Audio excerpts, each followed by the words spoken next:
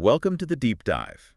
You really can't turn on the news or scroll online these days without hearing about populism, can you? No, it's everywhere. It feels like a key piece of the puzzle for understanding so much globally. Yeah. We've looked at some really interesting research to try and unpack what it actually means. Yeah, what's behind it? Exactly. Yeah, Have you noticed that term just popping up more and more? Let's get into it. absolutely. And from, the academic side, populism often gets boiled down to this core idea. It's the people, whoever they define that as, versus some kind of corrupt elite. Right, this us versus them. It's a really potent way to frame things politically. Okay, so the people versus the elite, what's really driving that? What are the sort of main engines making these movements gain traction worldwide? Well, there are several things feeding into it. Economic insecurity is a big one. Rising inequality, jobs feeling less stable. That's major. Hmm, But alongside that, you also have these cultural anxieties, groups feeling their identity or their values are somehow under threat. okay. And really crucially, there's this growing distrust, a real lack of faith in traditional institutions. Think political parties, the media. Yeah, the usual suspects. Exactly. And that distrust really opens the door for these alternative populist voices. That feeling of being, I guess, left behind or ignored, Mm. it seems to connect in a lot of different countries.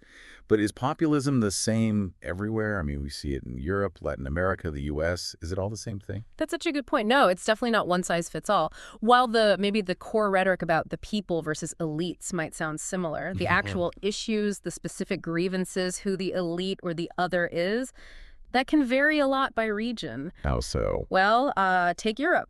Often things like immigration, national identity, maybe EU bureaucracy, those are front and center. Then in Latin America, you might see more emphasis on historical inequalities, battling corruption, things like that. And the U.S. has its own unique blend of economic issues and cultural divides driving it. So the local context really shapes its flavor. Yeah. Interesting.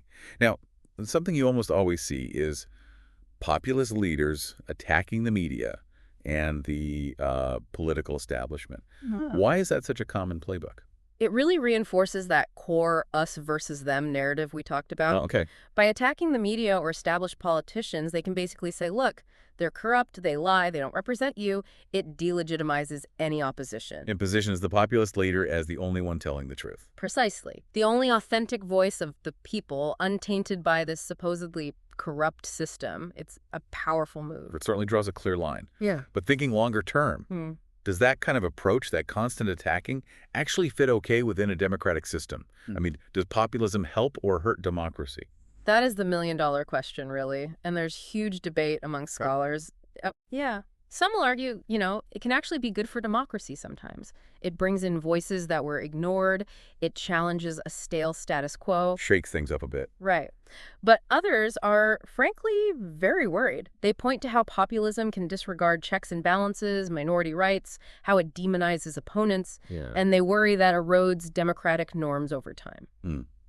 Feels like social media plays a huge role in all this, too. How has that changed the game? Oh, massively. Social media gives these leaders a direct, unfiltered channel right to their supporters. Bypassing the traditional news media. Exactly. No journalistic filter, no fact-checking in the traditional sense sometimes. It allows for, very rapid message spread, mobilization. Yeah. It's incredibly effective for them. And that other point you raised, economic inequality, keeps surfacing. How direct is that link? Is it really a main driver? The connection seems pretty strong, yeah. When you have large segments of the population feeling like the economy isn't working for them, feeling left behind. It breeds resentment. It really does. Resentment towards those perceived to be at the top, the elites supposedly benefiting. Populist leaders are often very skilled at tapping into that feeling, promising to champion the ordinary person or the working class. So, faced with this populist challenge, how have the more traditional established political parties reacted? It seems like many were kind of caught flat-footed. Many definitely struggled and still are. You see a few different responses. Some parties try to sort of copy the populist messages, try to sound tougher on certain issues. But risk looking inauthentic. Right. Or they alienate other parts of their base. Others just stick to their old ways, hoping it'll pass, but then they can look out of touch with what a lot of voters are feeling. It's a tough balancing act. And the leaders themselves. These successful populist figures, do they share common traits? What makes them connect? Often, a key thing is being seen as an outsider, someone who isn't part of the tired old political class. Even if they've been around for a while sometimes. Sometimes, yeah, it's about the image projected. They also tend to project strength, decisiveness. They offer what sound like simple solutions to complex problems. And crucially, they connect on an emotional level, tapping into those feelings of grievance or identity. Okay, so looking down the road, if this trend, this rise of populism, continues on its current path, what might the future of global politics look like? Any potential scenarios? Well, if it continues strongly, you could expect potentially more political volatility, both inside countries and between them. More instability. Possibly, maybe more protectionist trade policies, shifts in long-standing international alliances.